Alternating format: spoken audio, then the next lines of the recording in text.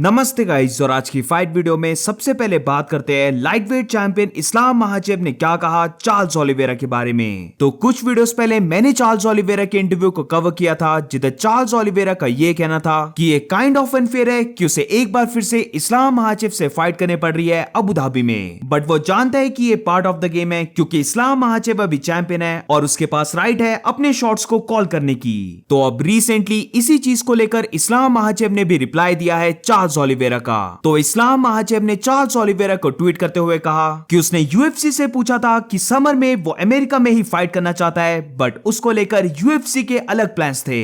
वो उसी की तरह एक यूएफसी फाइटर है और उसने कभी भी अपनी कंडीशंस को सेट नहीं किया, और जहां पर भी यूएफसी ने उसे फाइट का ऑफर किया उधर जाकर उसने फाइट की है। इस्लाम महाचेव ने यह भी कहा कि अगर हम उसकी लास्ट फाइट को देखें तो उसकी लास्ट फाइट ऑस्ट्रेलिया में हुई थी, जो चैलेंजर का होम टफ था। जो भी चार्ल्स ओलिवेरा ने बोला है वो कोई भी सेंस नहीं बना रहा है। तो अब इस्लाम महाचेव की बात लगी थी, तो आज की नेक्स्ट 5 वीडियो में बात करते हैं जो रोगन ने क्या कहा अलेक्जेंडर वोल्कानोव्स्की और इस्लाम महाचेव के बारे में। तो जो रोगन बिलीव करता है कि Alexander Volkanovski pound for pound number 1 fighter ही रहना चाहिए था। जो रोगन ने यह कहा कि उसके लिए Alexander Volkanovski number 1 pound for pound fighter है। अलेक्जेंडर अभी नंबर 1 फाइटर नहीं है क्योंकि वो इस्लाम महाचेव से आ रहा, बट उसकी ओपिनियन में इधर भी उसे लगता है कि अलेक्जेंडर वोल्कानोव्स्की ने इस्लाम महाचेव को डिफीट कर दिया था। उन दोनों के बीच जो फाइट हुई थी उस फाइट को लेकर एक रियल आर्गुमेंट बन सकता है कि अलेक्जेंडर उस फाइट को जीता, और उसके अकॉर्डिंग उसे यही लगता है कि अलेक्जेंडर ने ज्यादा डैमेज पुट ऑन किया था इस्लाम महाचेव पर। सो अब तो इस्लाम महाचेव और अलेक्जेंडर की फाइट यूट्यूब में भी अवेलेबल है, and I am pretty sure काफी ज्यादा लोगों ने वो फाइट को फिर से देखा होगा। तो इसीलिए फिर से देखने के बाद what do you guys think, उस फाइट को कौन जीता,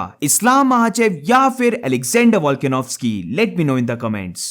आज की नेक्स्ट 5 वीडियो में बात करते हैं टोनी फर्ग्यूसन ने क्या कहा उसके खुद के बारे में, पैडी पिम्बलेट के बारे में, हबीब के बारे में और कॉनर मैग्रेगर के बारे में। तो रिसेंटली टोनी फर्ग्यूसन के 2 काफी लंबे इंटरव्यूज निकल के आए, इसलिए मैं उन दोनों इंटरव्यूज के मेन पॉइंट्स को कवर करने वाला हूं। जिधर सबसे पहले बात करते हैं टोनी फर्ग्यूसन का क्या कहना है उसके खुद के ऊपर। अब काफी टाइम बाद ये दोनों इंटरव्यूज टोनी फर्ग्यूसन के काफी मेच्योर वाले थे। लाइक ये वाली साइड हमने टोनी फर्ग्यूसन की काफी कम देखी है, क्योंकि यूएफसी में जो इंटरव्यूज होते हैं उधर टोनी फर्ग्यूसन की पर्सनालिटी कुछ और होती है, बट इन दोनों इंटरव्यूज में टोनी फर्ग्यूसन काफी मैच्योरली बात कर रहा था। तो इन दोनों ही इंटरव्यूज में टोनी फर्ग्यूसन ने एक चीज को क्लियर कर दिया कि वो अभी रिटायरमेंट नहीं लेने वाला। टोनी फर्ग्यूसन ने यह कहा कि वो 35 ईयर से कंपीट कर रहा है और वो अभी क्लोज भी नहीं आया है रिटायर होने के।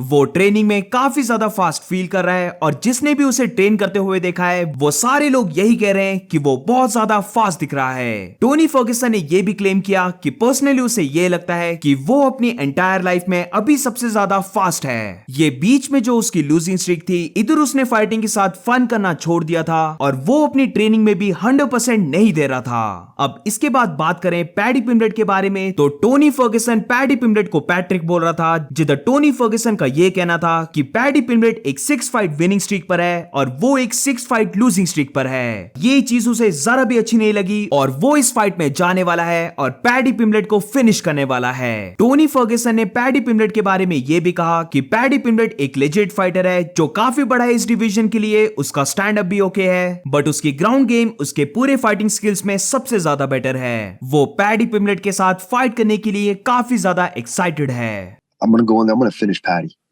I'm not worried about scaring him. I'm not worried about being angry, trying to go in there with this negative energy. Like whatever energy that he's gonna bring is not gonna bring me down. I'm gonna make sure that I'm so focused with everything that I have that nothing's gonna faze me. I already feel strong right now, and we got 11 weeks left. So bring Patty. Being Patrick. अब इसके बाद हबीब के बारे में Tony Fergusson का यह कहना था कि जब हबीब ने रिटायरमेंट ली तो हबीब के साथ उसका भी थोड़ा सा पार्ट रिटायर हो गया। हबीब के रिटायर होने के बाद पैंडेमिक भी आ गया और उसे लगा उसके पास करने को अब कुछ भी नहीं बचा है, बट स्टिल वो कंपीट करना चाहता था और उसने फाइट की, क्योंकि बैक ऑफ द माइंड उसे स्टिल लगता था कि इवन हबीब रिटायर हो गया है, मे बी वो रिटायरमेंट से बाहर आकर फिर से फाइट करे। वो फाइट करते रहना चाहता था ताकि हबीब रिटायरमेंट से वापिस आ जाए, और ये चीज ऑलमोस्ट पॉसिबल भी हो गई थी जब हबीब और उसके बीच द अल्टीमेट फाइटर में कोचेस बनने की बात होने लग पड़ी। उसने और हबीब ने वर्बली एग्री कर लिया था कि वो द अल्टीमेट फाइटर में कोच करने वाले हैं, बट एंड में उनकी जगह कॉनर मैग्रेगर और माइकल चैंडलर ने ले ली। तो इसीलिए वो इस चीज से काफी ज्यादा एंग्री और फ्रस्ट्रेटेड भी था।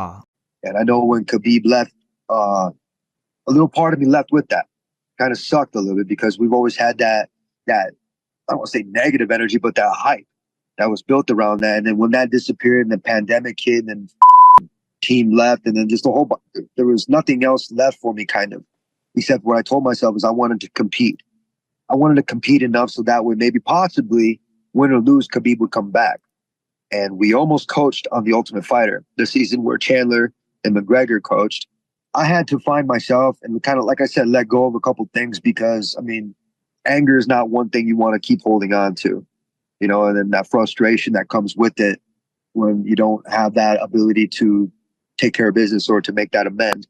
अब इसके बाद बात करते हैं टोनी फर्ग्यूसन ने क्या कहा कॉनर मैग्रेगर के बारे में। तो टोनी फर्ग्यूसन बिलीव करता है कि पैडी पिम्बलेट को हराने के बाद वो फाइट करेगा कॉनर मैग्रेगर के साथ। टोनी फर्ग्यूसन का ये कहना था कि जैसे ही वो पैडी पिम्बलेट को डिफीट कर देगा वो कॉनर के पीछे जाने वाला है, but given that Conor contract को साइन करे और यूसाडा के ड्रग टेस्ट को पास करे। तो right now I don't know UFC Tony Ferguson के साथ क्या करने वाली है अगर वो पैडी पिम्बलेट के साथ हार जाता है। डायना व्हाइट का तो ये कहना था कि अगर टोनी फर्ग्यूसन इस फाइट को हार जाता है तो टोनी फर्ग्यूसन को रिटायर हो जाना चाहिए, बट टोनी फर्ग्यूसन इधर कह रहा है कि उसके रिटायर होने के अभी कोई प्लान्स नहीं है। आज की नेक्स्ट 5 वीडियो में बात करते हैं featherweight champion Alexander Volkanovski versus Ilia Topuria के बारे में। तो रिसेंटली अपडेट आया है कि यूएफसी वर्क कर रही है अलेक्जेंडर वोल्कानोव्स्की और इलिया टुपोरिया की फाइट बुक करवाने का, और ये फाइट हो सकती है अर्ली नेक्स्ट ईयर। आज की नेक्स्ट 5 वीडियो में बात करते हैं बेलेटोर 300 को लेकर। तो बेलेटोर 300 में उस्मान नुरमागोमेडोव फाइट करने वाला है, और अब रिसेंटली उस्मान के लिए एक गुड न्यूज है क्योंकि यूएफसी के फॉर्मर हेवीवेट चैंपियन केन वेलास्केज को परमिशन मिल गई है कोर्ट की साइड से कि वो बेलेटोर 300 में उस्मान नुरमागोमेडोव को कॉर्नर कर सकता है। आज की नेक्स्ट 5 वीडियो में बात करते हैं लाइटवेट फाइटर रेनाटो मोइकानो ने क्या कहा कॉनर मैग्रेगर और माइकल चैंडलर के बारे में। तो रेनाटो मोइकानो का ये कहना है कि माइकल चैंडलर डिल्यूजनल है कि वो कॉनर मैग्रेगर के लिए वेट कर रहा है, होपिंग कि उसकी फाइट कॉनर मैग्रेगर के साथ जरूर से होगी और वो बिग मनी अर्न करेगा। कॉनर मैग्रेगर अभी अलग लेवल की क्रेजीनेस में है और मे भी ऐसा हो सकता है कि कॉनर मैग्रेगर फिर से कभी भी फाइट ना करे। माइकल चैंडलर को सजेशन देते हुए रेनाटो मोइकानो का ये कहना था कि माइकल चैंडलर को इस फाइट के बारे में भूल जाना चाहिए कि उसकी फाइट कभी भी कॉनर के साथ होने वाली है।